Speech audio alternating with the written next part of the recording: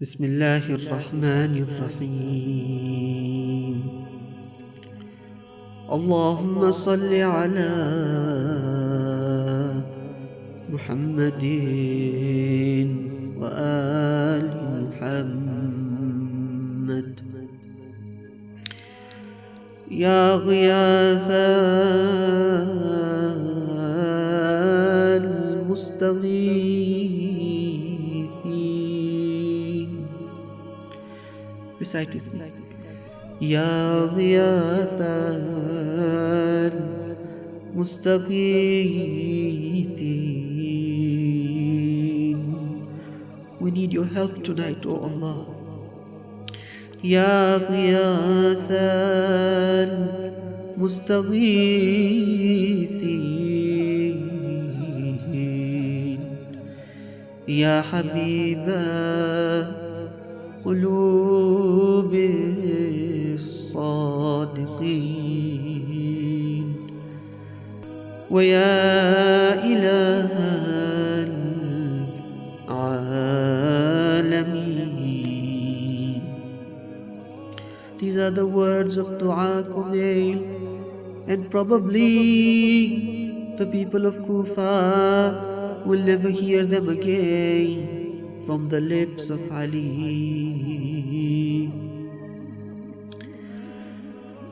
The bags of bread and dates tonight lay peacefully. His tough and calloused hands tonight lay peacefully. From tonight, the wells of Kufa will miss his cries.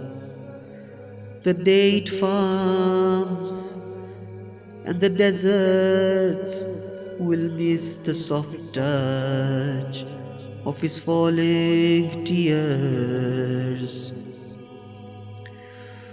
Was his kind gaze towards the weak and the poor so difficult to bear? Or were his kind strokes on the heads of orphans a reason to fear? Or maybe the banquet of hardened barley bread was something to covet? Or the rough clothes that adorned him something they wished to inherit?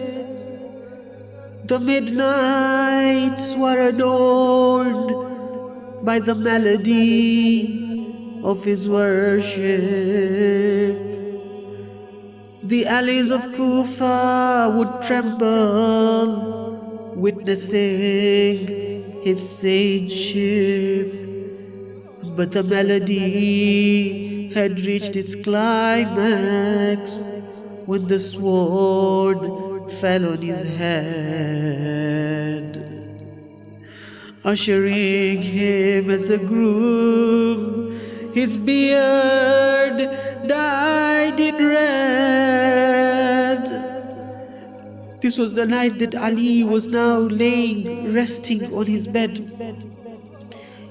Imam had told them just after the strike of the sword, take me to my prayer niche where I would spend worshipping Allah subhanahu wa ta'ala, the same place where I would cry out in the night and say, Mawlaya ya Mawlai, and express my weakness and poverty. The children had gathered around his bedside. When Hassan began to shed tears, Imam Ali alayhi salam may have told him, "Oh Hassan, do not look at your father like this. Your teary eyes are causing my heart to break." Hussein too began to shed tears. He would have said to Hussein, "My dear son, oh, the apple of my heart, oh, the light of my eyes, If you break down like this, I will not be able to bear it. But the narration says that when Ali looked at the tearful face of his daughters, when he looked at Zainab, when he looked at Kulthum, he himself began to cry. His fatherly heart could not bear it no longer. He cried out. He would have said, "Cry, my dear daughters, cry, and I will cry with you. Because a time will come when you will remember me. You will remember how you would hug me in difficult times. But that time you will not be able to cry. They will not permit you to weep. You will see the head of Hussein on the spear, but you won't be permitted to cry. You will see the head of Abbas on the spear, but you'll not be able to shed a tear. If you cry, they will whip you and they will lash you. But as Ali would speak to his family members, he continued to advise them. He would tell them, Allah, Allah fil aitam. Be careful of these little children in the streets who are alone, who don't have father and mother. Take care of them. He would remind them of the Quran and say, Allah, Allah fil Quran. Don't leave it aside. Otherwise the disbelievers will act according to it and will be successful. Allah, Allah fis salah. Take care of your prayers, of your connection with Allah. Everyone was there beside them. But at that moment, maybe he would look and see that the spot of Fatima is empty, his wife. Fatima, for 30 years, he had been absent from her. But it was time for him to meet her.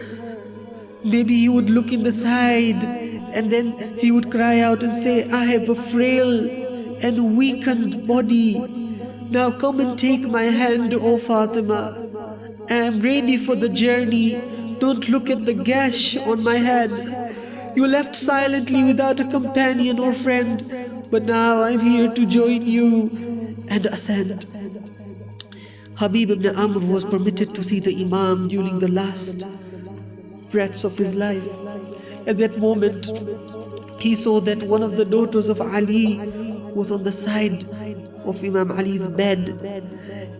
But alas, when her eyes fell on the pale face of Ali, and she began to witness that the breath of Ali was becoming shorter and shorter, she knew that the inevitable had to come.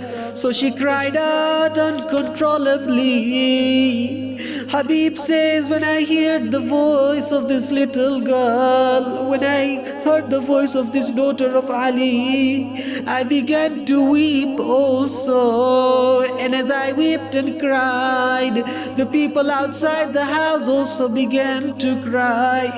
Ali at that moment opened his eyes and said, if you would see what I was seeing, you wouldn't cry the way you are. They asked him, what do you see? He said, I can see the ranks of angels descending to receive me. I can see the prophets and the messengers extending their arms towards me. I can see the beloved master, the messenger of God, sitting beside me. He's telling me, oh Ali, hasten to meet us. We eagerly await you. Habib says, after listening to these words from Ali's mouth, I left the presence of Ali, and just after a few steps, I heard the sound of wailing in the background, and I realized that the soul of Ali had left this temporal abode. ألا لعنة الله على القوم الظالمين وسيعلم الذين ظلموا أي منقلب ينقلبون